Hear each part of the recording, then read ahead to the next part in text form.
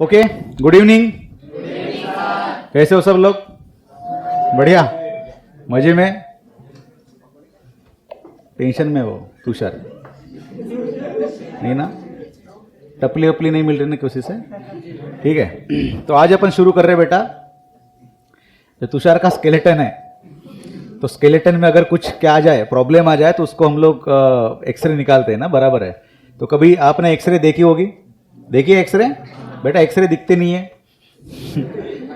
ठीक है, एक्सरे की कॉपी जो है वो जो निकलती वो आपने देखी होगी, एक्सरे जो है वो दिखती नहीं है। ठीक है, तो आज हम लोग जो एक्सरे पढ़ने जा रहे हैं, इसमें बेसिकली जो टॉपिक है ये नीट में पूछा तो नहीं जाता, बेसिकली कम पूछा जाता है इसके ऊपर, और मैक्सिमम क्वेश्चन बनते हैं जेडबलई में, तो इसके लिए बहुत इंपॉर्टेंट टॉपिक है ये, जेडबलई वालों के लिए स्पेशली। ओके, सो क्या होता है एक्सरे? तो x ray is what? That is basically the electromagnetic radiation है, क्लियर है, which having the energy that is equal to H into nu. Why? Because it is electromagnetic radiation. जब हम लोग बोल रहे हैं, जब रेडिएशन का कंसेप्ट आता है, तो वो क्या होगा? Basically it is a packet of energy, जिसको हम लोग फोटोन बोलते हैं। फोटोन के पास एनर्जी होती है बेटा कितनी? E is equal to H into nu. So W K Roentgen इन्होंने 1895 में, मतलब 1895 में इसका डिस्कवरी की थी बेसिकली। ठीक, कि इस तरह से एक्सरे बनते हैं, क्लियर है।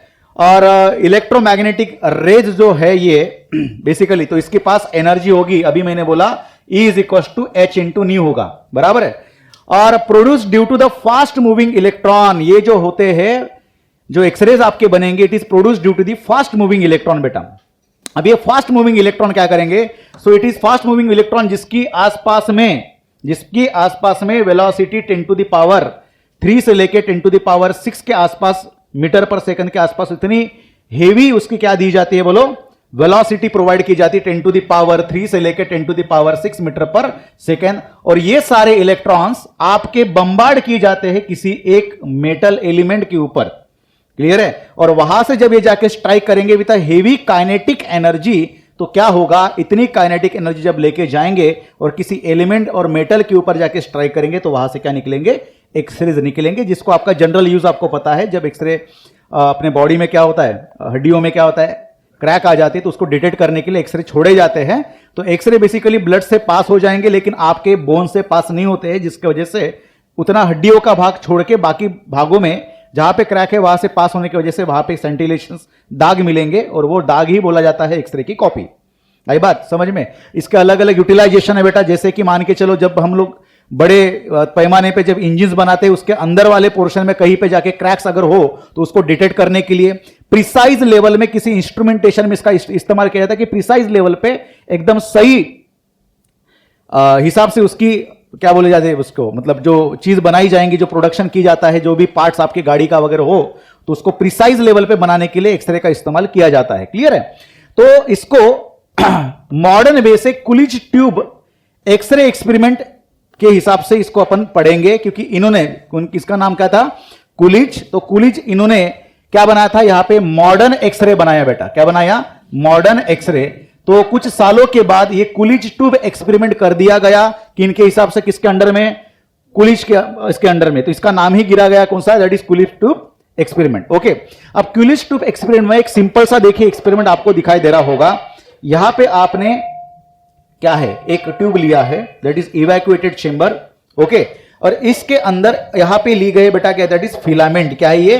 फिलामेंट। ओके, और इस फिलामेंट के यहां पे एक हम लोग क्या लगाते हैं? लो टेंशन बैटरी, जिसकी 5 वोल्ट से लेके 10 वोल्ट के आसपास इसका क्या होगा? वोल्टेज को अटैच कर दिया जाता है, क्लियर है। मैं बेसिक कंस्ट्रक्शन बता रहा हूं इसके अंदर। Then we have this plate which is connected to the negative terminal of very high tension battery. Approx value इसकी 20 किलो वोल्ट आसपास में, मतलब 20,000 वोल्ट के आसपास इसकी पोटेंशियल डिफरेंस, इतना हेवी पोटेंशियल डिफरेंस बना दिया जाता है। और इसका पॉजिटिव टर्मिनल हम लोग कहां पे लगा रहे बोलो? यहां पे लगा रहे, एक मेटल पीस के तरफ, ठीक है, जिसके वजह से हम लोग एनोड जो बोल रहे हैं, इस एनोड की तरफ यहां से निकलने वाले इलेक्ट्रॉन्स क्या हो जाएंगे? इधर अट्रैक्ट होंगे। ठीक, जितना ज्यादा पोटेंशियल ज्यादा होगा, उतना ये जोर से अट्रैक्ट करेगा, जिसके वजह से इसकी वेलोसिटी और बढ़ती जाएगी, और जितनी जितनी वेलोसिटी बढ़ेगी उसके हिसाब से उतनी उसकी काइनेटिक एनर्जी बढ़ती जाएगी। ओके, देन यहां पे इसको थोड़ा सा टिल्टेड मैनर में लगा दिया है, क्योंकि जब भी यहां से एक्सरेज निकलेंगे, ये सीधा बाहर निकले मतलब ना कि रिफ्लेक्ट हो जाए, इधर आ जाए, इसके लिए हम लोग उसको टिल्टेड मैनर में लगा रहे हैं। ओके, नाउ यहां पे एक छोटा सा यहां पे एक पाइप लगा दिया जाता है जिसके अंदर पानी जो है वो फ्लो होते रहता है। Why? Because after some bombardment, after some time, what will happen, this the metal is basically heat up. Okay, तो हीट्स अप होने की वजह से उसको कूल किया जाता है, तो कूलिंग ट्यूब यहां पे लगा दिया जाएगा जिसका वजह से ये क्या हो जाएगा, कूल होते रहेगा। ओके, देन आप कंस्ट्रक्शन देखिए, whenever this filament is going to be attached with the low tension potential difference, what will happen, ये जो फिलामेंट है यहां से क्या निकलेंगे, इलेक्ट्रॉन्स बाहर निकलेंगे, और इस इलेक्ट्रॉन्स के बाहर निकलने को हम लोग बोलेंगे बेटा दैट इज थर्मोनिक इमिशन। क्या बोलेंगे, thermionic emission. What is the meaning of thermionic emission, कि थर्मल की वजह से, हीट की वजह से यहां पे इलेक्ट्रॉन जो है वो एक्साइटेड होके फिलामेंट से बाहर निकलेंगे। ओके, देन यहां पे नेगेटिव टर्मिनल, यहां पे हम लोग क्या कर रहे हैं, उसको जेट की तरह यहां से यहां पे भेज रहे हैं। Now the positive terminal of this high tension battery is attached to this metal. ठीक है, तो मेटल की तरफ ये वेरी हेवी काइनेटिक एनर्जी लेके बढ़ रहे हैं। अब बढ़ने के पीछे का रीजन समझ में आया? If suppose we are going to increase the value of this positive terminal of this battery, it means that the high tension battery की वैल्यू अगर हम लोग बढ़ाते जाएंगे, व्हाट विल हैपन, ये इलेक्ट्रॉन और अपनी तेजी से बढ़ते जाएगा और अपनी वेलोसिटी बढ़ाएगा। ओके, नाउ सेकंड केस, यहां पे ये जो मेटल है, ये मेटल बेसिकली मॉलिब्डेनम का, किससे, मॉलिब्डेनम का, या फिर हम लोग इसको टंगस्टन से बना दिया जाता है। ठीक है, अब टंगस्टन या फिर मॉलिब्डेनम से क्यों बना दिया जाता है, why? Because it having a very high melting point, क्योंकि ये बहुत ज्यादा गर्म होने वाला है, जिसकी वजह से ये जो अलॉय हम लोग बना रहे हैं, ये अलॉय क्या करता है, इसको मेल्ट होने से बचाता है। Why? Because 70 to 80 to 90% of energy what the electron carry with him itself. Okay, ये एनर्जी उसमें से कुछ परसेंट की एनर्जी ही कन्वर्ट होने वाली है, किसमें, एक्सरे में, एंड मैक्सिमम एनर्जी किसमें लॉस हो जाएगी, हीट के फॉर्म में लॉस हो जाएगी। ठीक है, और इसको थोड़ा सा कूल करने के लिए हम लोग, जब गर्म होगा इसको कूल करने के लिए कूलिंग का ट्यूब का हम लोग इस्तेमाल कर रहे हैं। ठीक है, then if suppose this electron is going to ejected from by the thermionic emission from the filament and going to strike this molybdenum or tungsten, what will happen, X-ray is ejected in the form of energy. क्योंकि मैंने पहले ही बोला x ray basically क्या है, ये हमारे energy है, और कौन सी एनर्जी है, इलेक्ट्रोमैग्नेटिक वेव्स है, which carry the photons basically in a modern physics, और इसके पास एनर्जी कितनी होती है, h/2 न्यू। जब ये बाहर निकलते हैं तो इसमें दो तरह के बेसिकली कैटेगराइज एक्सरेज बाहर निकलेंगे। इसमें हम लोग बोलेंगे सॉफ्ट एक्सरेज, और एक होते हैं कौन से, हार्ड एक्सरेज। ओके, अब सॉफ्ट एक्सरेज क्या होंगे, जिसका वेवलेंथ का रेंज आसपास में 10 एंगस्ट्रॉम से लेके, 4 एंगस्ट्रॉम से लेके आसपास में 100 एंगस्ट्रॉम के बीच में हो, तो उसको हम लोग सॉफ्ट एक्सरेज बोलेंगे। और हार्ड एक्सरे उसको बोला जाता है जिसकी वैल्यू 0.1, एक रफली फिगर में बोल रहा हूं यहां पे, 0.1 एंगस्ट्रॉम से लेके 4 एंगस्ट्रॉम के बीच में हो, तो उसको हार्ड एक्सरे बोला जाता है। तो आप सभी को पता है कि जब आपका वेवलेंथ की वैल्यू घटती हो तो फ्रीक्वेंसी की वैल्यू बढ़ती है, और जब फ्रीक्वेंसी की वैल्यू बढ़ेगी तो उसकी एनर्जी भी बढ़ेगी। इसका मतलब यह कि फ्रीक्वेंसी अगर कम रेंज का दिखाई दे रहा हो, इसका मतलब ये हार्ड एक्सरे है, और फ्रीक्वेंसी की वैल्यू अगर बढ़ रही हो तो इसकी को हम लोग बोलेंगे सॉफ्ट एक्सरे। ओके, नाउ अब एक्सरेज कितने निकलेंगे, so what is the basical meaning, basically the meaning of x ray, x ray is nothing but the photons की एनर्जी है वो। ओके, अब ये कैसे हो रहे हैं, उसके निकलने के पीछे का रीजन, पूरे प्रोसेस हम लोग अंदर जाके ढूंढ के निकालेंगे। बट ये हमारे क्या है, x-ray is nothing but the photon की पैकेट ऑफ एनर्जी बेटा, जो हम लोगों ने इसके पहले भी सीखा है। ठीक है ना, सो बेसिकली अब कितना एक्सरे निकलेगा, उसकी इंटेंसिटी कितनी होगी, ये डिपेंड करते हैं कि इलेक्ट्रॉन्स यहां से कितना निकलेगा। ठीक है, सो बेसिकली यहां पे मैं एक चीज लिख के दे रहा हूं, देखो, इंटेंसिटी ऑफ एक्सरेज, कितनी इंटेंसिटी से एक्सरे बाहर निकलेगा, कितना ज्यादा एक्सरे निकलेगा, is directly proportional to the number of photons, कितने फोटॉन्स यहां से निकलेंगे। मैंने अभी बोला कि एक्सरे मतलब क्या है, इट इज अ फोटॉन्स, तो फोटॉन्स कितने निकलते हैं, that is basically depend upon the number of thermal ejected electrons. तो यहां से कितने इलेक्ट्रॉन्स एक सेकेंड में बाहर निकल रहे हैं, उसमें से डिपेंड करेगा कि फोटॉन्स कितने निकलेंगे, और जितने photons, that is number of photons is basically meaning of intensity of x-ray, कितनी इंटेंसिटी होगी। ओके, नाउ अब सबसे इंपॉर्टेंट चीज आती है कि हम लोग अंदर जाएंगे, किसके अंदर, इस मेटल के अंदर जो हम लोग लिए हैं हाई मेल्टिंग पॉइंट वाला। ओके, अब सर ये एक्सरे होते कैसे, तो मैंने अभी बोला कि जब देखो हम लोगों को विजिबल स्पेक्ट्रम के बारे में पता है, उसकी रेंज कितनी होती है बेटा, बोलो विजिबल स्पेक्ट्रम की, आसपास रफली कितना होता है 4000 एमस्ट्रॉन्ग से लेके 8000 एमस्ट्रॉन्ग के आसपास, 3600 एमस्ट्रॉन्ग से लेके 7800 7600 एमस्ट्रॉन्ग के बीच में वो लाई करते हैं। कौन? That is visible spectrum. So अगर उसके बियॉन्ड अगर जाए हम लोग तो कौन सा आता है? जैसे कि मैंने अभी बोला, हम लोग बोलेंगे that is visible spectrum. Visible spectrum के नीचे आता है जब वेवलेंथ बढ़ता है, दैट इज इंफ्रारेड, और फिर आगे आगे आएंगे रेडियो वेव्स वगैरह वगैरह, जिसकी वेवलेंथ बढ़ती जाएगी एंड एनर्जी घटती जाएंगी। और यहां पे ध्यान देना है, विजिबल स्पेक्ट्रम के ऊपर अगर जाए हम लोग तो यहां पे क्या आएगा? Ultra violet radiation, which is very very dangerous, having very high energy. Why? Because the frequency is very high and the wavelength is decreases. फिर अगर उसके ऊपर हम लोग जाए तो जाके हम लोग क्या देखेंगे? एक्सरे आएंगे। फिर ऊपर जाएंगे तो गामा रेडिएशन बाहर निकलेंगे, गामा रेज बोलेंगे अपन इसको, ठीक है। तो गामा रेडिएशन की फ्रीक्वेंसी वेवलेंथ कैसी होगी? बहुत ही लो। तो एक्सरे का रेंज आप लोग देख सकते हो 0.1 एंगस्ट्रॉम से लेके कितना दिख रहा है? आसपास में 100 एंगस्ट्रॉम के बीच में वो लाई करेगा। कौन? हमारा एक्सरे। ये बात समझ में आई? तो ये आपको स्पेक्ट्रम समझ में आया है। इसी स्पेक्ट्रम में हम लोग देख रहे हैं कौन? एक्सरे। और एक्सरे के अपने कैरेक्टरिस्टिक्स है। अगर मैं आपको पूछूं कि what is the basic meaning of x-ray, तो आप बोल सकते हो कि it is a electromagnetic wave या फिर इलेक्ट्रोमैग्नेटिक रेडिएशन, जो आंखों को दिखेगा नहीं। वाई? बिकॉज ये विजिबल स्पेक्ट्रम के इसमें आता ही नहीं है। आई बात समझ में? सो नाउ अब हम लोग देखेंगे कि एक इसका कैसा फॉर्म करता है। अब इसमें हम लोग इस एक्सरे में दो चीजें हम लोग पढ़ेंगे। एक पढ़ेंगे बेटा कंटिन्यूअस एक्सरे, और जो सेकंड चीज हम लोग पढ़ेंगे आगे, तो पहले हम लोग सीखेंगे कंटिन्यूअस एक्सरे क्या है। और इसी कंटिन्यूअस एक्सरे में हम लोग सेकंड नंबर का या फिर सेकंड टाइप का एक्सरे पढ़ने वाले, ठीक है। अब ये क्या होता है कंटिन्यूअस एक्सरे? तो बेसिकली देखिएगा कि यहां पे मैं यहां पे एक सिंपल सी डायग्राम निकालता हूं कंटिन्यूअस एक्सरे के लिए। यहां पे ये रहा हमारा कौन? न्यूक्लियस बेटा। कौन है ये? न्यूक्लियस। इस न्यूक्लियस के अराउंड में कौन है? हमारे ऑर्बिट्स। क्या है बेटा? बोलो, ऑर्बिट्स, ठीक। अब इस ऑर्बिट बोहर के हिसाब से अपन ने क्या किया? इसके नाम दे दिए, दैट इज KLMN, बराबर। अब इस न्यूक्लियस के अराउंड में यहां पे कौन है? इलेक्ट्रॉन्स, अलग अलग इस तरह से। और यहां पे किसका, ये कौन सा एलिमेंट है? जो एलिमेंट हम लोगों ने लिया ये वाला दिखाई दे रहा है। तो ये एलिमेंट के ऊपर हम लोग क्या करेंगे? इलेक्ट्रॉन्स हम लोग क्या करेंगे? बम्बार्ड करने वाले। तो ये इलेक्ट्रॉन्स कौन सा electron? That is ejected electron, जो अपनी काइनेटिक एनर्जी कैरी करते हुए लेके आ रहा है, ठीक है।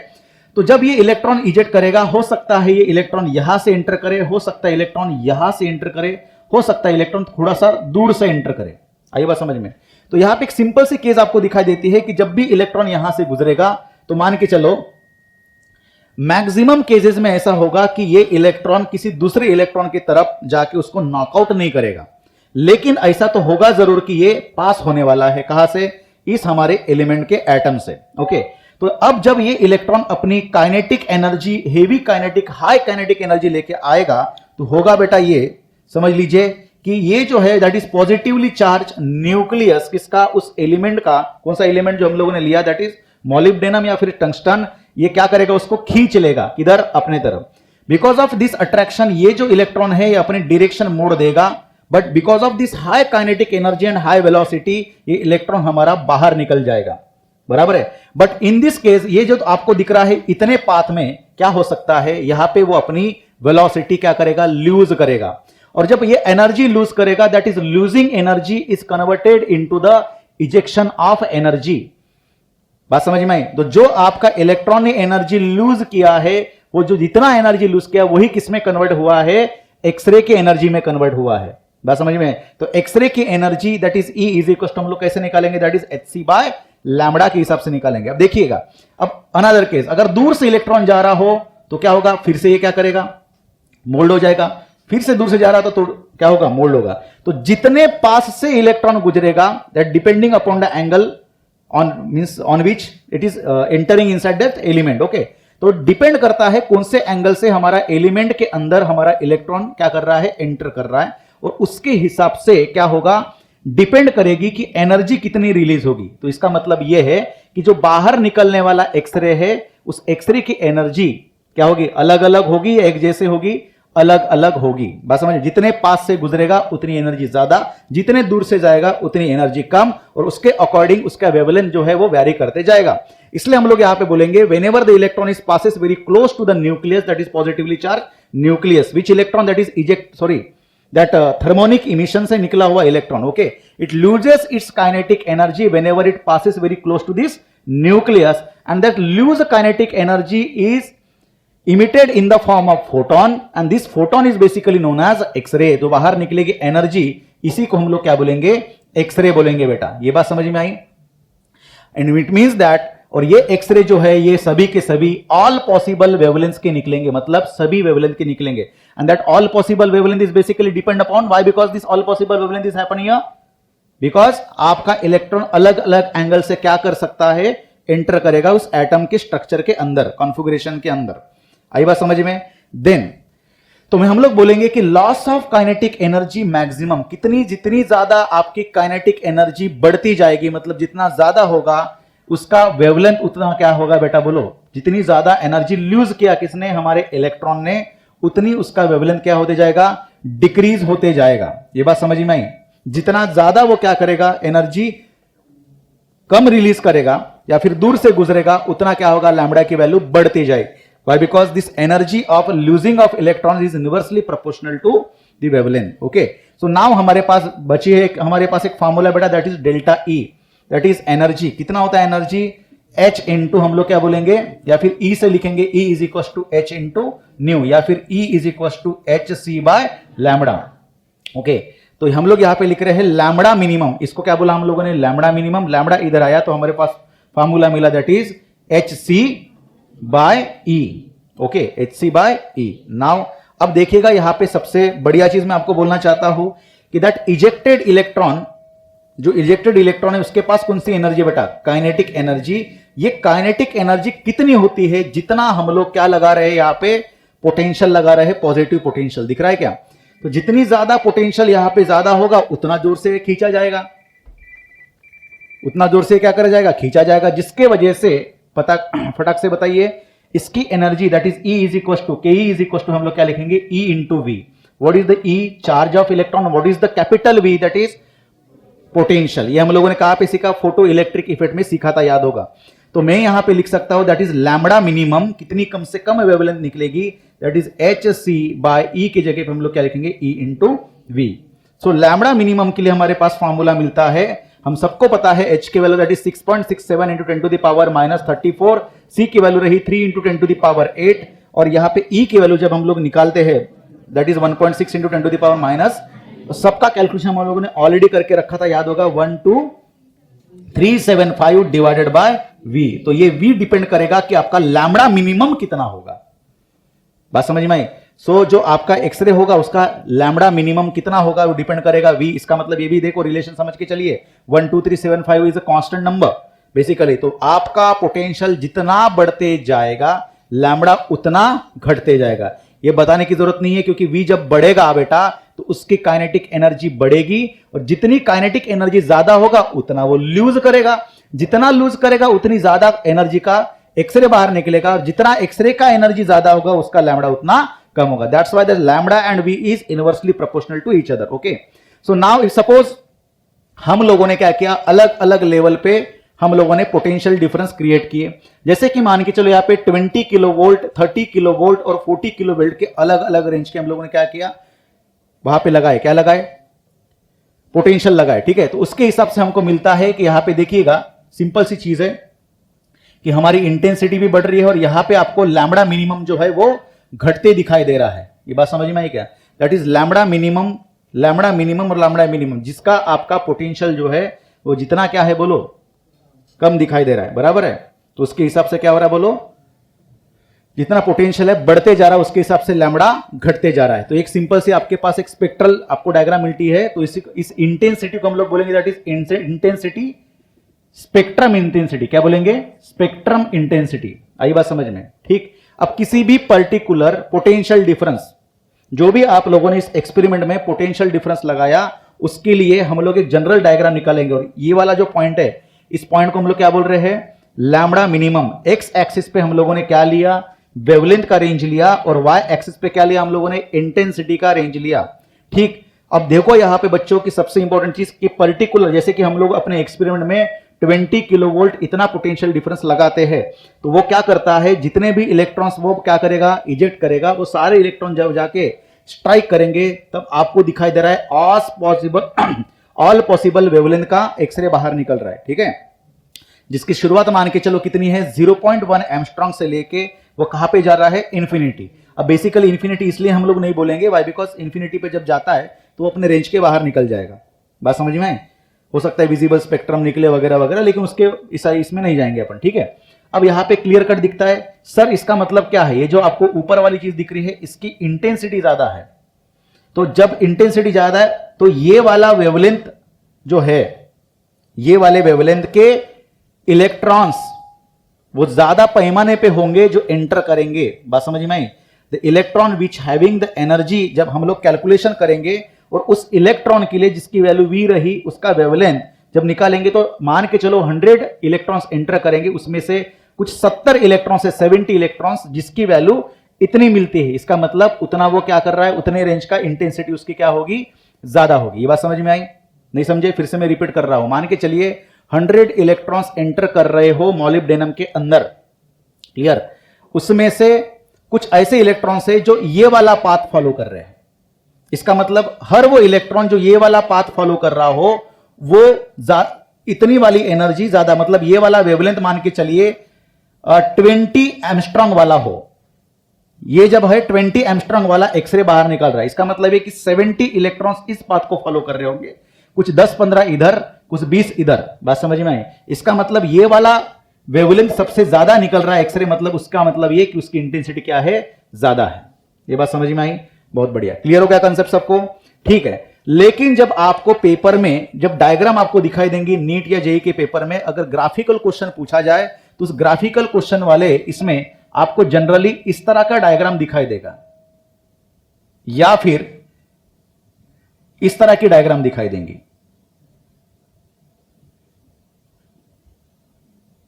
इस तरह की डायग्राम दिखाई देंगी। सर ऐसा क्या होता है? ये डायग्राम इसमें देखो, एक अचानक से इंटेंसिटी में क्या आ गया, स्पाइक आ गया। दिख रहा है सबको?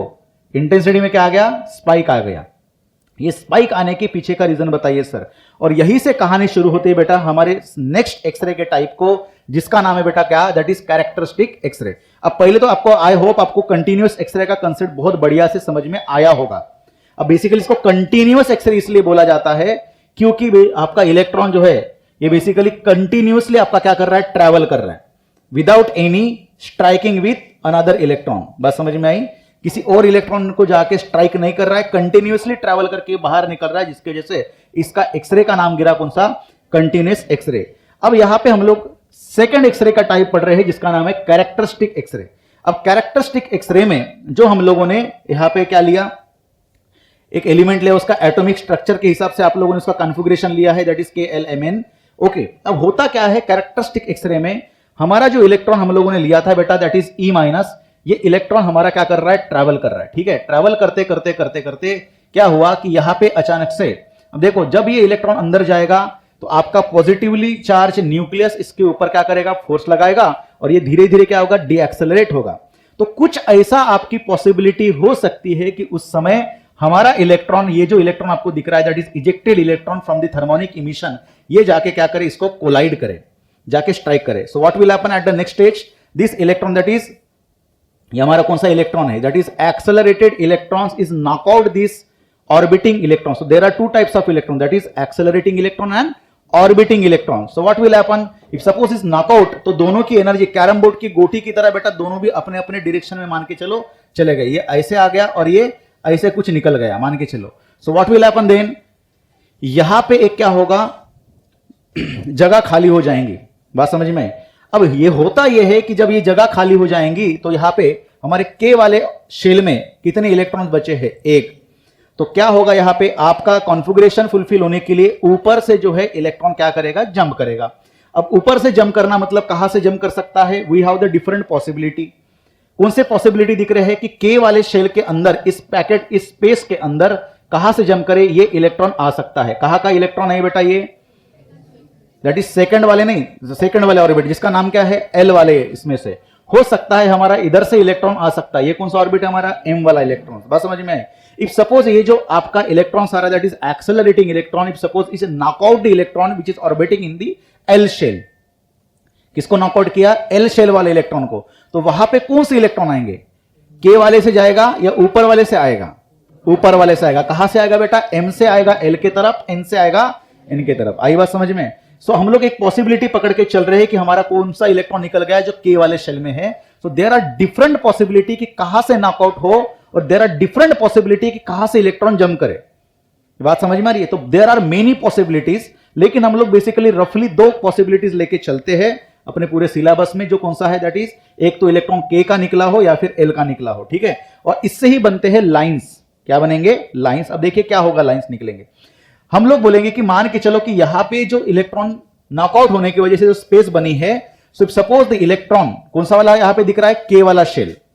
तो के वाले शेल में यदि आपका एल वाला इलेक्ट्रॉन, मतलब एल वाला शेल का इलेक्ट्रॉन अगर आके जंप करे, तो वहां से क्या होगा, आप सभी को पता है बोर्स के थर्ड पोस्टुलेट के हिसाब से हम लोगों ने बोर्स के कंसेप्ट में पढ़ा क्या चीज, कि if suppose the electron is jumping from the or transit from the higher stationary orbit to lower stationary orbit, it emit the energy, and that energy is basically difference in between this corresponding energy in between this two shells. Okay, तो हम लोगों को पता है कि जब ऊपर वाले ऑर्बिट से नीचे वाले ऑर्बिट पे हमारा इलेक्ट्रॉन जंप करेगा तो एनर्जी निकलेगी, दैट इज ई निकलेगा, एंड दैट ई और delta E is equal to E2 minus E1।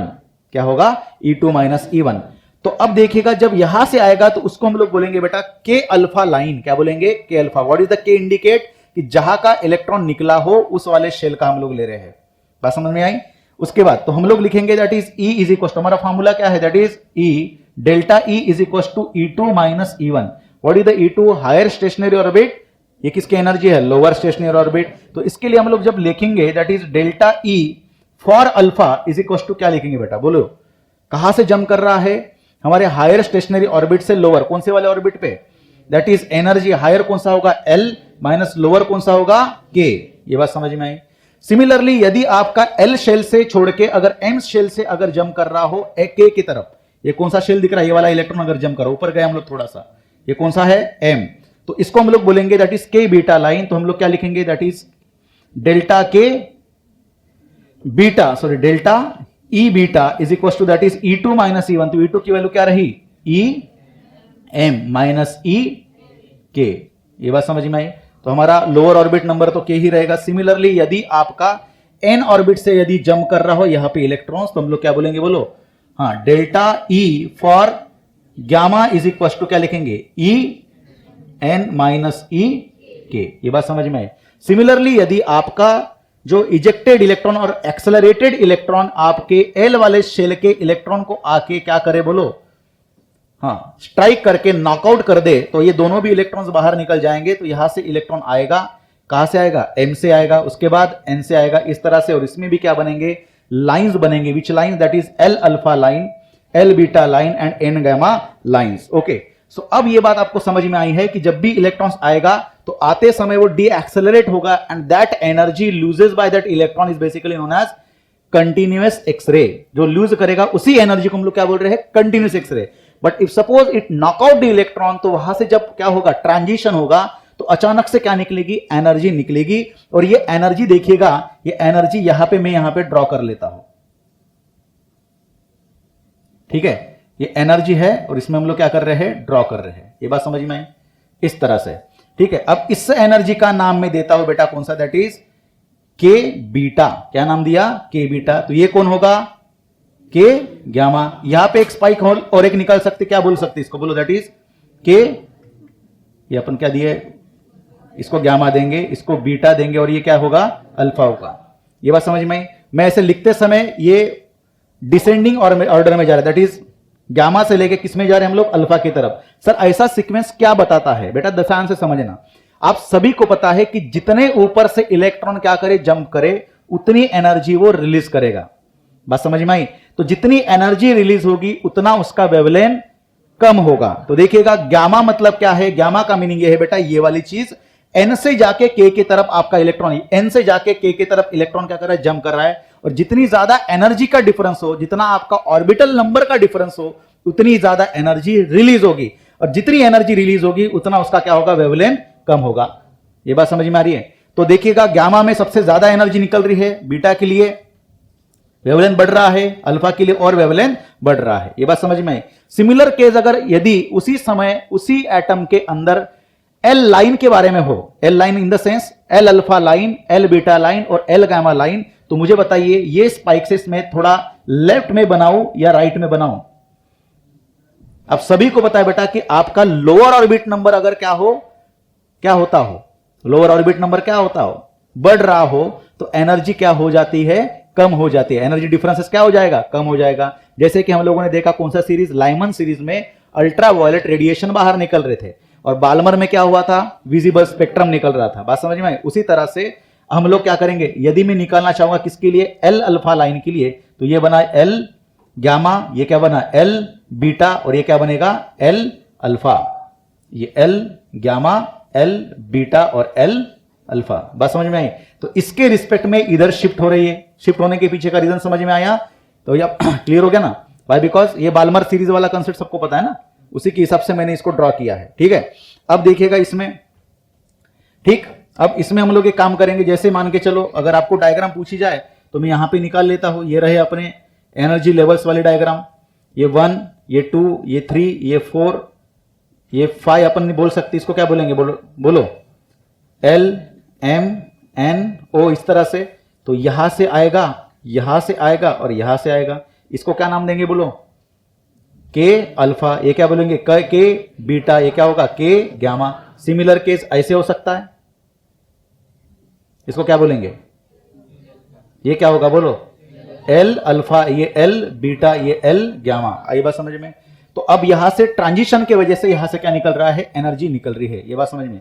अब मैं आपको सिंपल सा क्वेश्चन पूछता हूं कि मुझे बताइए कि वहां से इजेक्टेड इलेक्ट्रॉन, मैं क्या बोल रहा हूं, ejected electron by the thermionic emission, ठीक, ये ejected electron by the thermionic emission, इसकी काइनेटिक एनर्जी के ऊपर बाहर निकलने वाले एक्सरे की एनर्जी डिपेंड करती है या नहीं करती है? करेगी या नहीं करेगी? करेगी। अब मुझे बताइए अगर काइनेटिक एनर्जी के ऊपर डिपेंड करेगी तो उस इजेक्टेड इलेक्ट्रॉन की काइनेटिक एनर्जी किसके ऊपर डिपेंड करती है? उसके एनर्जी, काइनेटिक एनर्जी किसके वजह से हम लोग बढ़ा रहे हैं, बोलो पोटेंशियल। इसका मतलब क्या मैं ऐसे लिखना चाहूं कि बेसिकली देखो कि यहां पे हम लोग लिख लेंगे कौन सी चीज, कंटीन्यूअस एक्सरे में क्या बोल सकते, बोलो कि इन कंटीन्यूअस एक्सरे में कि energy emitted in the form of x-ray, in continuous x-ray energy emitted in the form of x-ray is basically depends on, कौन से ऊपर, किसके ऊपर डिपेंड करेगी, बोलो डिपेंड्स ऑन कैपिटल वी के ऊपर डिपेंड करेगी। ये बात समझ में आई? ये रहा कंटीन्यूअस एक्सरे के बारे में। अब मुझे बताइए कैरेक्टरिस्टिक एक्सरे में क्या वी के ऊपर हमारा एनर्जी डिपेंड करेगी? बताइए। तो याद रखना है बेटा कौन सी चीज, दैट इज कैरेक्टरिस्टिक एक्सरे में आपकी कौन सी, लिबरेटेड एनर्जी जो बाहर निकल रही है एक्सरे के फॉर्म में, दैट एनर्जी ऑफ एक्सरे, ऐसे लिखेंगे, in characteristics X-ray energy of X-ray does not depends on V but it depends on the configuration, that is electronic configuration of the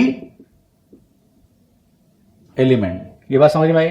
उसके इलेक्ट्रॉनिक कॉन्फ़िगरेशन पे depend करेगा। क्या depend करेगा? उसकी बाहर निकलने एनर्जी एनर्जी। तो ये जो स्पाइक्स बने हैं, ये जो कैरेक्टरिस्टिक्स एक्सरे बने हैं, इसके एनर्जी उसी के ऊपर डिपेंड करेगी, ना कि वी के ऊपर, क्योंकि हमको सबको पता है कि वो एनर्जी डिफरेंस पे डिपेंड करेगी, उसका कॉन्फ़िगरेशन कैसा होगा, इस सारी चीजों पे डिपेंड करेगा। ये बात समझ में आई? यहां तक क्लियर हो गया? तो ये रहा हमारे दो तरह के x-ray, that is continuous x-ray and characteristics x-ray. अब यहां पे एक साइंटिस्ट आते हैं जिसका नाम है मोजले, और मोजले लॉ बनता है, ठीक है। तो मोजलेज लॉ क्या बोलता है, देखिए।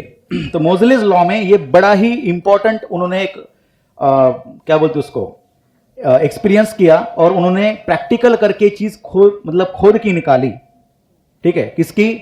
जो इजेक्टेड आपने क्या है, इजेक्टेड एक्सरे है, उस इजेक्टेड एक्सरे की फ्रीक्वेंसी ये रिलेट कर रही थी किसके साथ, हमने जो एलिमेंट लिया है उसके एटॉमिक नंबर के ऊपर।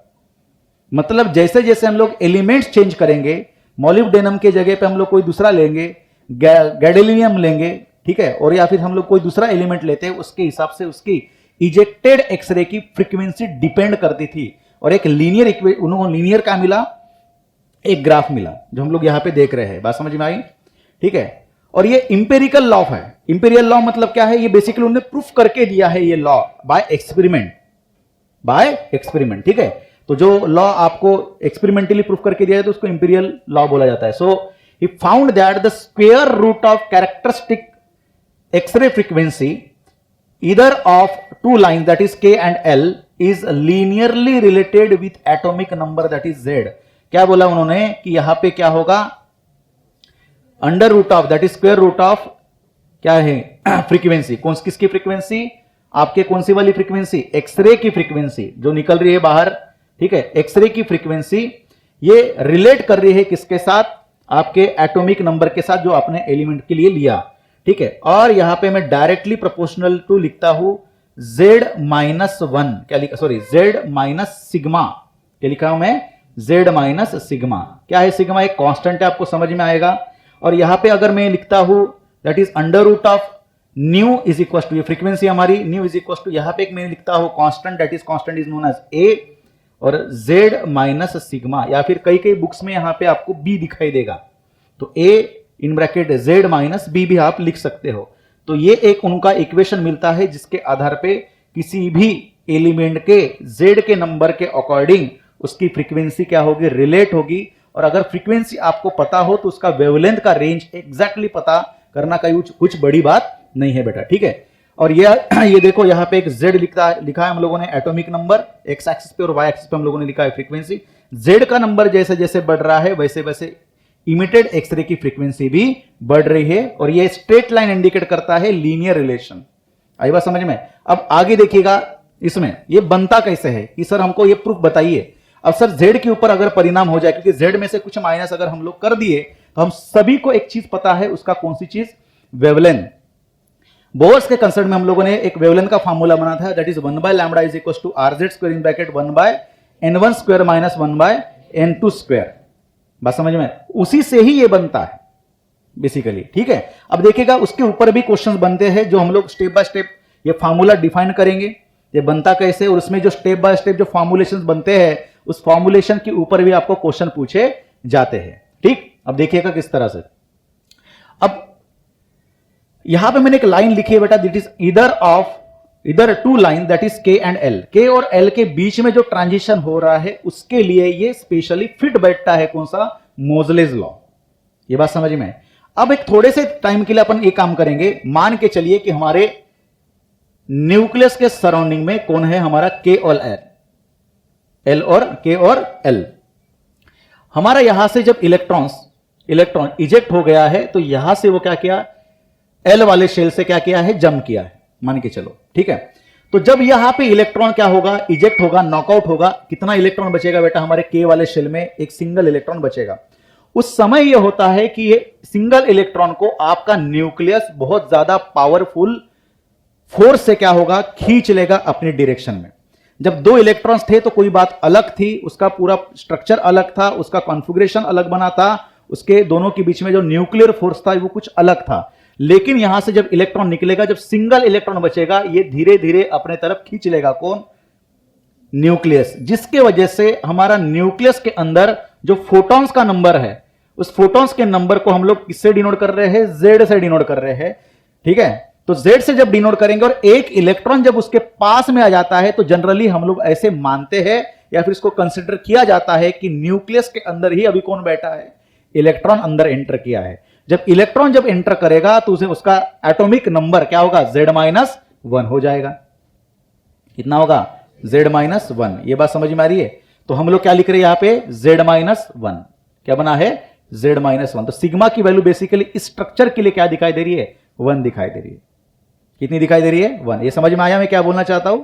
सीन समझ में आया कि जब यहां से इलेक्ट्रॉन नॉकआउट हुआ है तो जब तक वो फिलअप नहीं होता है, that electron which is single in the K orbit is very very close to this nucleus, at this stage the atomic number is decreases by 1। It means that for this structure that sigma is equal to 1। Okay. अब मुझे बताइए, जब हम लोग क्या करेंगे, 1/λ वाला formula देखेंगे, so it is 1/λ is equal to, बोलिए क्या बनेगा, that is R Z square in bracket 1/n1 square minus 1/n2 square. ये कंसेप्ट लिया था हम लोगों ने। अब इसी कंसेप्ट में हमारा बताइए z की वैल्यू क्या होगी, नाउ कन्वर्ट हो जाएगी बेटा, और 1/λ is equal to R in bracket z minus 1 whole square in bracket 1/n1 square minus 1/n2 square हो जाएगा। ये एटॉमिक नंबर कितने से डिक्रीज हो गया, 1 से डिक्रीज हो गया। ये बात समझ में आई, क्लियर हो गया। अब देखिएगा, हमको पता है लैम्बडा का formula, that is frequency, lambda और सी का रिलेशन क्या है, that is C is equal to nu into lambda, that is velocity is to into is equal to frequency into wavelength. It means that what is the meaning of wavelength, that is velocity by frequency. So it means 1/λ is what, frequency by c is equals to r z minus 1 whole square in bracket 1/n1 square minus 1/n2 square. Am I right? So now यहां से c को भेज दीजिए, तो sigma row nu is what, frequency. तो frequency is equal to क्या बना, r into C in bracket z minus 1 whole square 1/n1 square minus 1/n2 square. ये क्लियर हो गया। अब देखिएगा, मैं यहां पे इसको रीअरेंज करता हूं, that is R C in bracket 1/n1 square minus 1/n2 square, ठीक, into z minus 1 whole square. ये जो टर्म आपको दिखाई दे रहा है, ये टर्म क्या होगा, पर्टिकुलरली कांस्टेंट होगा। क्या होगा, कांस्टेंट। और इसी कांस्टेंट को हम लोग बोलेंगे बेटा क्या बोलने वाले हैं, बोलो, ए बोलने वाले, ठीक है। अब देखिए, that is sigma nu is equal to, यहां पे जो कांस्टेंट लिखा है तो इसको मैं क्या कर लेता हूं, अंडर रूट में कर लिया। जब अंडर रूट में करेंगे, that is z minus 1 whole square क्या बनेगा, z माइनस 1 ओनली, क्या बना, z माइनस 1 ओनली, ओके। और ये जो आपको टर्म दिख रहा है, इसको मैंने क्या बना, a माना। तो हमारा इक्वेशन क्या बना है, बोलो, under root of nu a in bracket z minus 1। ये समझ में आया। इसका मतलब सर ये बताइए, a की वैल्यू किसके बराबर, a की value under root of R C in bracket 1/n1 square minus 1/n2 square के बराबर होगा। ये बात समझ में। यदि हम इस स्ट्रक्चर के लिए देख रहे हैं, तो इसमें हम लोग वैल्यूज भी पुट कर सकते हैं। तो बोलिए 1/1 square minus 1/2 square, 2 square is what, 4, that is 4 minus 1 कितना बना, 3, क्या हुआ, 4 माइनस 1 कितना बनेगा, 3/4। तो क्या बना आपका, a की वैल्यू किसके बराबर, दैट इज 3/4 आर सी के बराबर बना। इसका मतलब ये, इस इक्वेशन को हम लोग अंडर रूट ऑफ, बोलो, nu is equal to under root of 3/4 into R C in bracket z minus 1 ऐसे भी लिख सकते हैं। या फिर अगर आपको सिर्फ फ्रीक्वेंसी निकालना हो, तो फ्रीक्वेंसी इज इक्वल टू, बोलिए, ये क्या बनेगा आपका, 3/4 R C in bracket z minus 1 whole square ऐसे भी आप लिख सकते हो। So in that case, that आपका जो यहां पे लिखा गया है सिग्मा, इस कंसेप्ट के लिए हम लोग कितना लेके चलेंगे, 1 लेके चलेंगे। और मैक्सिमम क्वेश्चन बनेंगे, न्यूमेरिकल्स बनेंगे, तो इसी इक्वेशंस के ऊपर आपके डेवलप होंगे। आई बात समझ में। तो इसके ऊपर हम लोग जब इक्वेशन देखेंगे अलग अलग फॉर्म में, तो इक्वेशन किस किस इस पे बनते हैं, तो एक्सप्रेशन यहां पे देखिए, तो ग्राफिकल क्वेश्चंस बनेंगे लाइंस के ऊपर, ग्राफिकल क्वेश्चंस बनेंगे किसके ऊपर, लाइंस के ऊपर, कि डिफरेंट टाइप्स ऑफ लाइंस होगा। और यहां पे आपके लॉजिकल क्वेश्चंस भी यहाँ पे डेवलप होंगे। और यहां पे आपको पूछा जाता है क्वेश्चंस जेई में या फिर नीट में, कौन से, लैम्बडा मिनिमम, जो लैम्बडा निकलेगा वो किसके ऊपर डिपेंड करेगा, वी। तो आपको यहां पे कुछ फोटो इलेक्ट्रिक, आपके जो आपने जब क्वेश्चन सॉल्व किए होंगे, तो फोटो इलेक्ट्रिक वाले कंसेप्ट में एक्स्ट्रा वाला क्वेश्चन आया होगा। तो जब आप फोटो इलेक्ट्रिक इफेक्ट का जब चैप्टर पढ़े, और वहां पे जब आप न्यूमेरिकल सॉल्व करने गए होंगे आपके हैंडआउट्स या फिर रेफरेंस बुक्स में, बराबर, आपको एक्सरे वाला कंसेप्ट भी आए होंगे। तो जहां जहां पे दिखे तो समझ के चलना, तो यहां से कंसेप्ट वो आया है, बात समझ में, क्योंकि ये भी क्या है, फोटोन ही है बेसिकली। और जब आपके अलग लेवल के न्यूमेरिकल्स बनेंगे बेटा, तो यहां पे इस तरह के क्वेश्चंस रहेंगे। अब इसके ऊपर क्वेश्चंस किस तरह से हो सकते हैं, समझ के चलिए। मान के चलो आपका फ्रीक्वेंसी या फिर वेवलेंथ, अब देखो वेवलेंथ को हमें चेंज कर लेता हूं। अगर मैं वेवलेंथ को चेंज करूंगा, फ्रीक्वेंसी को चेंज करके वेवलेंथ में कन्वर्ट करूंगा, तो यही इक्वेशन बदल जाएगा। बात समझ में आए। तो इसको अपन चेंज कर सकते हैं। तो आपको यदि आपके 2 एलिमेंट्स दिए हो, सुन लो, यदि आपके क्या दिए हैं, 2 एलिमेंट्स दिए हैं, 2 एलिमेंट्स के क्या है, एटॉमिक नंबर आपके पास अवेलेबल हो, बराबर, that is Z1 and Z2। और किसी एक एलिमेंट के लिए आपके पास फ्रीक्वेंसी, जो रेडिएटेड एक्सरे की फ्रीक्वेंसी हो, 2 दी हो और दूसरे की नहीं हो, तो आप लोग क्या कर सकते हैं, ये इक्वेशन में आप पुट कर सकते हो। 2 इक्वेशन बना के डिवाइड करके आप क्या करोगे, फ्रीक्वेंसी निकालोगे। या फिर वेवलेंथ दिया हो तो भी आप क्या कर सकते हैं, फ्रीक्वेंसी से वेवलेंथ निकाल सकते हो। यदि दोनों के क्या दिए हो, फ्रीक्वेंसीज दी हो और ए दोनों में से एक एलिमेंट का नाम मान के चलो कुछ दिया हो और उसका अगर एटॉमिक नंबर आपको पता हो तो आप उसकी वैल्यू पुट करोगे, और सेकंड वाला एक्स नाम का एलिमेंट जिसका क्या पता नहीं है जेड, उसको आप लोग जेड की वैल्यू निकालोगे और जो कुछ भी आपकी वैल्यू मिली उसके हिसाब से उसका नाम दे दोगे और ऑप्शन के हिसाब से आप चूज करोगे। आई बात समझ में? तो इस तरह के इस लेवल के क्वेश्चंस पूछे जाते हैं बेसिकली, इसके ऊपर कुछ ज्यादा हार्ड लेवल के क्वेश्चन इसके ऊपर नहीं रहेंगे। ठीक है, तो कुछ क्वेश्चंस अपन देखेंगे और जब क्वेश्चन डील करेंगे तो अपनी सारी चीजें जो है वो क्लियर हो जाएंगी। ठीक है,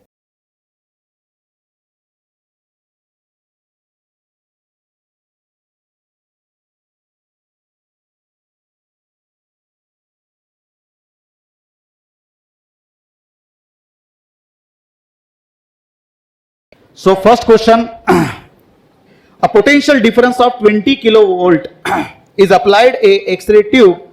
Find the minimum wavelength of X-ray generated. कितना मिनिमम वेवलेंथ आपका एक्सरे जनरेट करेगा? इफ सपोज आपके पास कितनी पोटेंशियल डिफरेंस आपने लगाया, बोलो V की वैल्यू कितनी रही, 20 किलो वोल्ट। तो जब हमने देखा बेटा यहां पे क्या थर्मोनिक इमिशन में जब इलेक्ट्रॉन्स क्या हुआ, इजेक्ट हुआ, इसके बीच में हम लोगों ने क्या लगाया था, यहां पे एक हेवी या हाई पोटेंशियल डिफरेंस लगाया था और ये डिसाइड कर रहा था कि आपके इलेक्ट्रॉन के पास कितनी एनर्जी रहेगी। तो ये आपके पास एनर्जी रही EV इज इक्वल टू, यही हमारी होगी बेटा कौन, दैट इज काइनेटिक एनर्जी। बस समझ में आई? और इसके अकॉर्डिंग हम लोगों ने एक फार्मूला बना था, याद होगा, दैट इज मिनिमम वेवलेंथ के लिए, दैट इज लैम्बडा मिनिमम। तो एक आपके पास direct formula that is 12375 divided by capital V, याद होगा। इसी V में हम लोग क्या करेंगे, वैल्यू पुटअप करेंगे, कौन सी आपके पास जो दी हुई है, that is 12375 divided by that is 20 kilo, मतलब that is 10 to the power 3, या फिर आप ऐसे भी लिख सकते हो 10 टू द पावर 4 ऊपर लेके जाइए। तो यहां पे इसको हम लोग लिखेंगे -4, 10 टू द पावर +4 ऊपर जाएगा -4, तो क्या बचा 12375 डिवाइडेड बाय 2 करिए into 10 to the power how much it is -4। तो बेटा इसका आंसर कितना आ रहा है, बोलो? यस, 0 पॉइंट आ रहा है कुछ 10 टू द पावर -4 करके, हाँ 0 पॉइंट एडजस्ट करके बताइए, 0.6187, और किस में रहेगा ये, एमस्ट्रॉन्ग में रहेगा बेटा, याद रखना है, किस में रहेगा, एमस्ट्रॉन्ग में। जो भी वैल्यू इस फार्मूले से निकलेगी वेवलेंथ रहेगा एमस्ट्रॉन्ग में, और एनर्जी आप किस में पुटअप करोगे जब भी डालने की बारी आए, इलेक्ट्रॉन वोल्ट में। ठीक है, चलो आगे।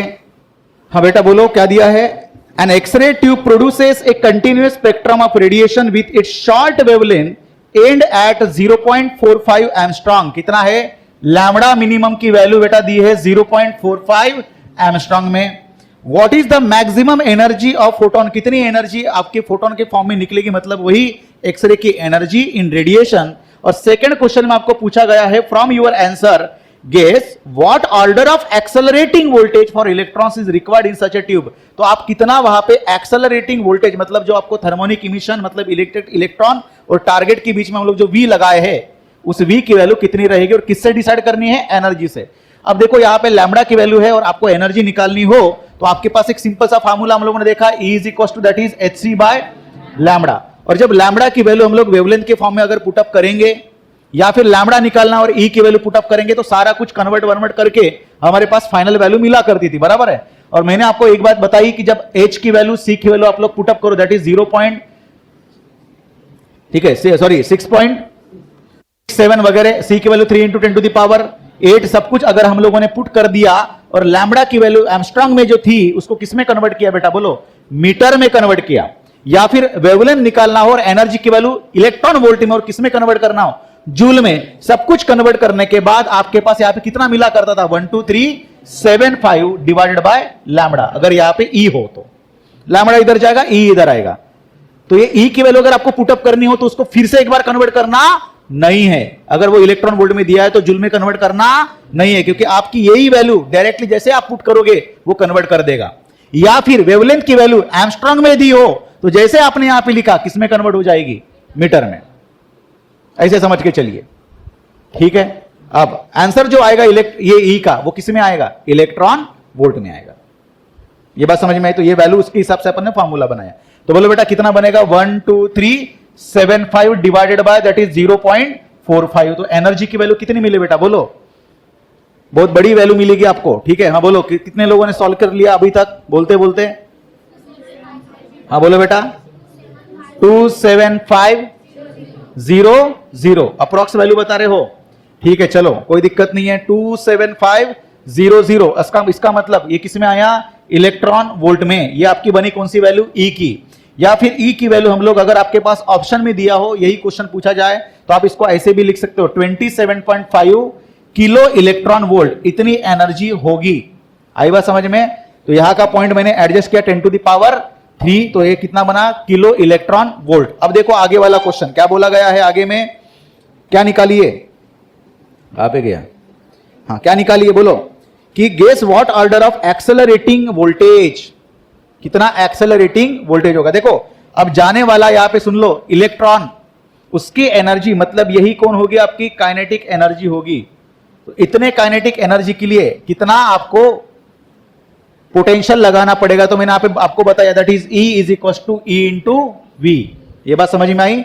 तो E की वैल्यू कितनी है बेटा बोलो, दैट इज 27.5। कितना रहा, 27.5। ये किसमें है एनर्जी, किलो इलेक्ट्रॉन वोल्ट में, ठीक है, is equal to E into V। हमको क्या चाहिए, V चाहिए, क्या चाहिए, ओके। अब ये एनर्जी किसमें है, इलेक्ट्रॉन वोल्ट में। अब अगर आप V चाहते हो, V किस में निकलेगा, वोल्ट में निकलेगा बेटा, किस में निकलेगा। अब मुझे बताइए वोल्ट में अगर निकलता है तो आपकी एनर्जी किस में कन्वर्ट करनी पड़ेगी, किस में कन्वर्ट करनी पड़ेगी, जूल में कन्वर्ट करनी पड़ेगी। तो दोनों भी साइड में हम लोग क्या करेंगे, डिवाइड करेंगे E से। एक साइड से करने से चलेगा क्या, तो बेटा इधर होगा E से डिवाइड, तो ये E कैंसल और यहां पे E हो जाएगा। ये बात समझ में आई। तो यहां पे देखिए ये किसमें रहा, किलो इलेक्ट्रॉन वोल्ट। तो इसका मतलब V की वैल्यू आपको मिलेगी इतने, कितनी, 27.5 वोल्ट, सॉरी कौन सा, किलो वोल्ट। किसमें आया, किलो वोल्ट में। अरे बात समझ में, EC क्या हो जाएगा, कैंसल, और आपको मिलेगा किलो वोल्ट में। मतलब लगभग ये वैल्यू 30 किलो वोल्ट के आसपास, देखिए इतनी वैल्यू देनी पड़ेगी। That's why it called as a high tension battery. इतनी हाई टेंशन यहां पे बैटरी लगानी पड़ेगी। तो 30 किलो वोल्ट का यहां पे wavelength range, sorry voltage range लगाना पड़ेगा। लगभग वैल्यू बोल रहा हूं, ठीक है। आगे बढ़े, ठीक। Next question, wavelength for characteristics x ray for K alpha line emitted gallium, atomic number दिया है 31, इज कितना दिया है, 1.3132 एंगस्ट्रॉम। अब किसके लिए वेवलेंथ निकाला, देखो यहां पे नियोबियम के लिए, जिसका एटॉमिक नंबर कितना दिया है, 41। तो वो कौन सी भी लाइन भी कौन सी दी है, के अल्फा लाइन। के अल्फा लाइन कौन से लिए, तो के अल्फा लाइन का मीनिंग ये रहा, के अल्फा का मीनिंग ये रहा कि इलेक्ट्रॉन आपका, देखो यहां पे देखिए कॉन्सेप्ट क्या बोल रहा है, यहां पे वेवलेंथ निकालना है किसके लिए, पहला किसके लिए दिया है बेटा बोलो, गैलियम के लिए दिया है। कितना दिया है, 1.3132 एंगस्ट्रॉम। जब आपका गैलियम का Z एट इज कितना दिया है बोलो, 31 एंगस्ट्रॉम, ओके। और आपको यहां पे पूछा गया क्या है, लैम्बडा फॉर, हाँ नियोबियम, तो कितना होगा, दैट इज इन एंगस्ट्रॉम। जब आप उसकी Z फॉर नियोबियम की वैल्यू होगी 41 एंगस्ट्रॉम। अब देखिए ये सर, ये क्वेश्चन जो है ये हमारे 1/λ is equal to R into Z square in bracket 1/n1 square minus 1/n2 square से सॉल्व करे क्या। तो जब इस तरह का क्वेश्चन हो और वहां पे मेंशन कर दिया गया हो के अल्फा लाइन, क्या बोला गया हो, के अल्फा लाइन, क्योंकि के alpha line, L alpha line, beta line, इस तरह के जो प्रोग्राम्स रहेंगे, ये प्रोग्राम्स ये किसके लिए एप्लीकेबल है, ओनली एंड ओनली मोजलेस लॉ वाले इक्वेशन के लिए। बात समझ में आई। लेकिन यदि वहां पे के अल्फा लाइन वगैरह यूज नहीं किया हो, H alpha, H beta, H gamma, इस तरह की इक्वेशन से, या फिर अगर आपको बोला गया first line, second line, third line, तो समझ के चलना ये क्वेश्चन कहां से है, हाइड्रोजन स्पेक्ट्रम वाला कंसेप्ट वहां पे यूटिलाइज होगा, 1/λ वाला फॉर्मूला डायरेक्टली। ये बात समझ में। अब देखिएगा, इसका मैंने पहले ही जिक्र किया कि इस तरह के अगर यहां पे दोनों के एटॉमिक नंबर दिए हो, एक का वेवलेंथ दिया हो, सेकंड का वेवलेंथ निकालना हो, तो आप इजीली निकाल सकते हैं by using the Moseley's law. Moseley's law क्या बोलते हैं बोलो, √ऑफ frequency is equal to A in bracket Z minus sigma. अब के अल्फा लाइन दोनों के लिए है, दोनों के लिए क्या है, के अल्फा लाइन है, जिसकी वजह से सिग्मा की वैल्यू कितनी पकड़ के चलेंगे, 1, that is, sorry square upon बाद में करेंगे। अब यहां पे इसके अंदर वेवलेंथ छुपा है, बराबर है, तो दोनों भी साइड का मैं क्या कर लूंगा, स्क्वायर करूंगा बेटा, तो क्या बनेगा nu is equal to A square in bracket Z minus 1 whole square, am I right. उसके बाद इसके अंदर लैम्बडा है बेटा, फ्रीक्वेंसी क्या बनता है, what is the frequency, C by lambda is equal to A square z minus 1 whole square. अब हम लोग किसके लिए करेंगे, गैलियम के लिए करेंगे। तो गैलियम के लिए क्या बनेगा, सी को लेके जाइए, that is 1 by lambda is equal to A square by C in bracket Z minus 1 whole square. तो ये लैम्बडा का फार्मूला बना और इसी लैम्बडा से हम लोग निकालेंगे। तो इसमें हम लोग किसके लिए वैल्यू डालेंगे, गैलियम की, that is 1 by lambda gallium is equal to, ये पूरा क्या है बोलो बेटा, कांस्टेंट है, पूरा क्या है कांस्टेंट, इसको अपन के मान के चलेंगे, दैट इज के इन ब्रैकेट बोलो जेड की वैल्यू गैलियम के लिए कितनी होगी, 31 माइनस 1 होल स्क्वायर, ये equation number 1। Similarly 1 by lambda किसके लिए, नियोबियम के लिए इज इक्वल टू के लिखेंगे, जेड की वैल्यू कितनी 41 minus 1 whole square, equation number हमको ये निकालना है। तो इक्वेशन 1 बाय इक्वेशन 2 कर लेंगे, अरे करेंगे ना, तो क्या बनेगा, डिनोमिनेटर का डिनोमिनेटर न्यूमरेटर में जाएगा, that is equation number 1 divided by equation number 2। तो क्या बनेगा, lambda N B lambda gallium is equal to K in bracket 31 minus 1 is 30 whole square by K in bracket 40 whole square. आई बात समझ में। तो यहां पे बनेगा के से के कैंसिल हुआ, 30 का square 900 divide by 1600, lambda for gallium उधर जाएगा, कितना ये वैल्यू बेटा बोलो 1.3132 बराबर। सो 0 से 0 0 से 0 कैंसल, ठीक। अब यहां पे कैलकुलेशन करना आपको लंबा, तो बेटा बोलो कैसे करेंगे कैलकुलेशन, ये आसपास में वैल्यू कुछ कितना आएगा, 9 3 11 पॉइंट समथिंग कुछ एस की वैल्यू आ रही है, तो 9 इंटू 1.3132 कितना आ रहा है, 11.79 आसपास, लगभग 11.79 डिवाइडेड बाय अगर 16 करो तो 0 पॉइंट कितनी आ रही है वैल्यू, 7386, ये क्या होगा आपका एंगस्ट्रॉम। तो देखिए लैम्बडा फॉर नियोबियम के लिए आपका वेवलेंथ जो है वो घटा है, वेवलेंथ का घटना मतलब आपके फ्रीक्वेंसी का बढ़ना, और फ्रीक्वेंसी तभी बड़ी है जब आपकी Z की वैल्यू बड़ी है, 31 की वैल्यू से 41 बड़ा होगा, तो Z अगर बढ़ता है तो वेवलेंथ घटेगा, फ्रीक्वेंसी बढ़ रही है। यही ऑब्जर्वेशन किया था किन्होंने, मोजले साहब ने। बात समझ में आई। चलो नेक्स्ट क्वेश्चन देन। सो बेटा नेक्स्ट क्वेश्चन देखिए, the wavelength of K alpha x rays produced by a x ray tube is 0.76 angstrom, what is the atomic number of anode material of the tube. तो आपको क्या निकालना है, atomic number, that is Z की value, ठीक है। अब इसके पहले वाले क्वेश्चन में गलती से अपन ने क्या लिख लिया, एटॉमिक नंबर के साइड में एंगस्ट्रॉम लिख लिया, ठीक है। तो आपने करेक्ट करके चलना है, कभी कभी रिदम में वो हो जाता है, ठीक है। तो यहां पे दिया है आपको, क्या दिया है, वेवलेंथ दिया है, दैट इज 0.76 एंगस्ट्रॉम, और के अल्फा लाइन दिए, तो के अल्फा लाइन का मीनिंग सिग्मा की वैल्यू कितनी बनेगी 1, तो फॉर्मूला आपका बनेगा Z-1। और अब देखिएगा यहां पे इंपॉर्टेंट चीज ये है बेटा कि जब भी कभी दो एलिमेंट ना दिए हो और आपको Z की वैल्यू या लैम्बडा की वैल्यू निकालने हो, तो एक ही इक्वेशन बनेगा। दो एलिमेंट या फिर दो प्रोसीजर या फिर दो एक्सपेरिमेंट हो गए तो कितने इक्वेशंस बनेंगे, दो इक्वेशंस। तो उसको जब कंपेयर करेंगे तो वहां पे जो सारे कांस्टेंट्स है वो कैंसिल हो जाएंगे, जैसे कि R, जैसे कि C, ये सारी चीजें क्या होती है, कैंसिल। तो अगर एक एक्सपेरिमेंट हो, एक ही एलिमेंट हो, एक ही इंसिडेंस हो, तो आपके पास एक ही इक्वेशन होगा और पूरे आपके कांस्टेंट्स की वैल्यू पुटअप करके आपको आंसर निकालना होता है, बड़ा कैलकुलेशन करके। इसका मतलब इसमें आपको कैलकुलेशन करना ही करना होगा। तो क्या निकालना आपको बोलो फटाक से, Z की वैल्यू निकालनी है, लैम्बडा दिया है, के अल्फा लाइन बोला, इसका मतलब ये बेटा फटाक से बोलो क्या होगा आपका formula, 1 by lambda is equal to R in bracket Z-1 whole square in bracket 1 by N1, N1 मतलब कितना, 1 square is 1 minus 1 by 2 square, K alpha line मतलब कहां से आएगा, 2 से लेके 1 पे, 2 स्क्वायर इज 4, 4 1 जा 4, 1 minus 1, 4 minus 1 that is 3 by 4। तो ये बना आपका that is 3 by 4 into R in bracket Z-1 whole square, और आपके लैम्बडा की वैल्यू यहां पे दी हुई है जो हम लोग बाद में जाके पुट अप करेंगे। आई बात, हमको हमारे पास यहां पे क्या दिया बेटा, Z निकालना है, क्या निकालना है, तो हम लोग एक काम करेंगे, Z-1 को फिलहाल वैसे ही रहने देते, इसको बाकी सारी चीजें इधर भेज दीजिए। तो Z-1 whole square is equal to, ये बनेगा, इसको रहने दिए, बाकी के सारी चीजें भेजिए, that is 4 divided by 3 into lambda into R। Okay, so now it is 4 by 3 into R की वैल्यू कितनी, 1.09 के आसपास, 10 टू द पावर 7 इंटू, अब बचा कौन है, लैम्बडा, लैम्बडा की वैल्यू कितनी दी बेटा बोलो, 0.76 क्या है, जिसकी वजह से 10 टू द पावर -10, यहां पे आपको वैल्यू पुटअप करने पड़े, कन्वर्ट करनी पड़ेगी एंगस्ट्रॉम टू मीटर। ये बात समझ में आई?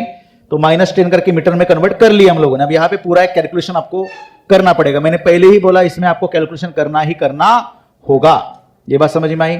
ठीक है बेटा, तो कैसे करोगे? तो इसका लगभग वैल्यू यदि आप करते हो दैट इज 1599 के आसपास इसकी वैल्यू मिलेगी। मतलब ये कितने के बराबर बना है? लगभग वैल्यू किसके बराबर? 1600 के आसपास बना, that is z-1 whole square. ठीक है, अब ये क्वेश्चन ही ऐसा वैल्यूज अपन ने यहां पे पुटअप किए कि जिसके से इसकी वैल्यू 1600 के आसपास आए। ठीक है, जरूर नहीं कि आपको ऐसी 1600 के आसपास मिले। ठीक है, तो बोलो बेटा कितना बनेगा? It is z-1 whole square is equal to कितना बनेगा? 40। तो अगर ये स्क्वायर रूट कर दिए जो बराबर है, ये वैल्यू इतनी आ रही है आसपास। ओके, उसके बाद बोलो that is z is equal to 40 और ये -1 उधर जाएगा +1, तो z की वैल्यू बनी कितनी? तो ये एटॉमिक नंबर 41 इसके पहले अपन इसके पहले वाले क्वेश्चन में देखा था, याद होगा आपको। किसका था वो? नियोबियम का। तो ये आपका नियोबियम ही होगा। ठीक है, तो इस तरह से आप वेवलेंथ निकाल सकते हो। नेक्स्ट क्वेश्चन, चलो, show that the wavelength of K beta of material, कौन सा मटेरियल है? K beta of a material and wavelength of K alpha and L alpha x rays for the same material are related to. मतलब देखिए यहां पे इस तरह के हम लोग वेवलेंथ के बारे में देखेंगे। के एल एम। तो पहला कौन सा दिया है बोलो? के अल्फा। के अल्फा का मीनिंग एल से लाके के पे जम करेगा, मतलब ये कौन बना? के अल्फा। उसके बाद बोलिए बच्चा कौन? एल अल्फा दिया है। एल अल्फा मतलब कहां से कहां पे जम करेगा? एम से लेके एल पे जम करेगा, ये क्या होगा? L alpha. और क्या दिया है? बीटा दिया है, के बीटा। के बीटा मतलब यहां से जम करेगा यहां पे, ये कौन बना आपका? के बीटा। और क्या प्रूफ करना आपको बोलो? है 1/λ के बीटा इज इक्वल टू 1/λ के अल्फा प्लस 1/λ एल अल्फा। ये चीज आपको बेटा प्रूफ करनी है। तो ये आपका रिलेशन है इस तरह से। तो हो सकता है आपको इस तरह के क्वेश्चंस एक जनरल फॉर्म में पूछा जाए और वहां पे ऑप्शन दिए जाए, तो ऑप्शन सही आपको करेक्ट आंसर टिक करना पड़ेगा। सो what is the relation in between lambda K beta, lambda K alpha, lambda L alpha, इस तरह से रिलेशन होगा। इसको अगर मैं मॉडिफाई कर दूं, इसको इधर लेके जाओ, तो ये माइनस में भी बन सकता है, बराबर है। तो डिफरेंट टाइप ऑफ कॉम्बिनेशन हो सकते हैं और आपको सही आंसर यहाँ पे चूज करना होता है। तो जो चीजें आपको दिख रही है वही उसी के हिसाब से हम लोग क्या करेंगे? लिखते जाएंगे। तो यहां पे दिख रही है आपको लैम्बडा, तो लैम्बडा वाला फॉर्मूला का इस्तेमाल करेंगे बेटा। ठीक है, तो क्या होगा लैम्बडा के लिए फॉर्मूला? बोलो लैम्बडा के बीटा। तो बोलो लैम्बडा के बीटा या फिर लैम्बडा के अल्फा के लिए बोलो क्या बनेगा फॉर्मूला?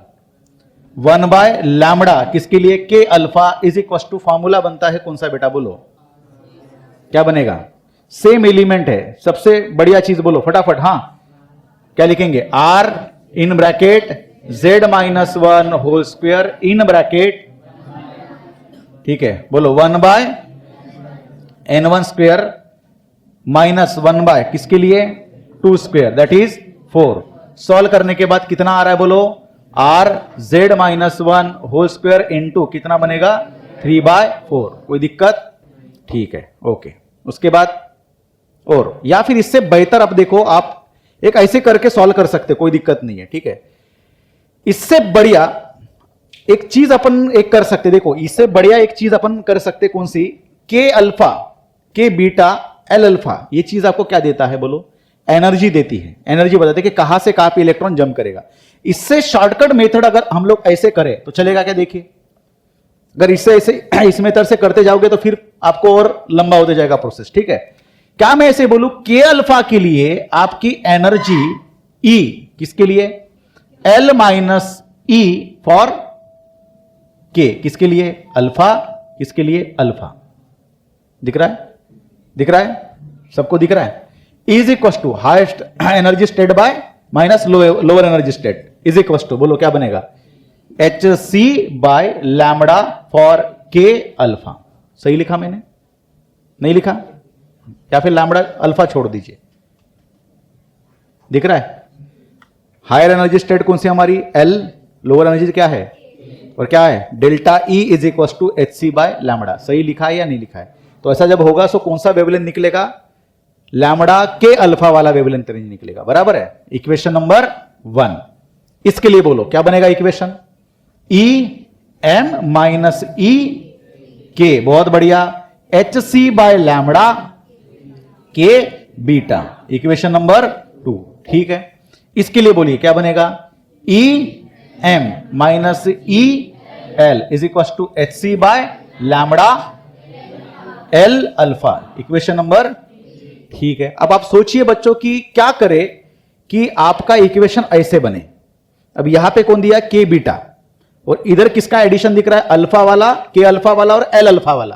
के अल्फा किधर दिख रहा है, ये वाला, और के अल्फा कहां पे दिख रहा है, ये वाला। तो फर्स्ट इक्वेशन और थर्ड इक्वेशन का अपन क्या करेंगे, एडिशन करेंगे। तो क्या बनेगा बोलो, E L minus E K plus E M minus E L बराबर है, इज इक्वल टू बोलो, दोनों में से निकलेगा कॉमन एच सी, और यहां पे रहेगा 1 by lambda K alpha plus, addition किया ना हम लोगों ने, plus 1 by lambda L alpha. बहुत बढ़िया, आगे बोलो बेटा कौन सी चीजें कैंसिल होगी, minus E L plus E L, और ये क्या बनेगा आपका, ई एम, ये minus E K is equal to H C in bracket 1 by lambda K alpha plus 1 by lambda L alpha. Okay, और E M minus E K क्या है, from equation number 2, that is H C by lambda K beta is equal to H C in bracket 1 by lambda K alpha plus 1 by L alpha. H C get, तो finally आपको क्या मिल रहा है, यही तो मिल रहा है। तो इस तरह से आपको इक्वेशन भी प्रूफ करना आना चाहिए। क्लियर हो गया कंसेप्ट, ठीक है। चलो बोलो बेटा क्या दिया है क्वेश्चन में, पढ़ लो क्वेश्चन को फटाक से।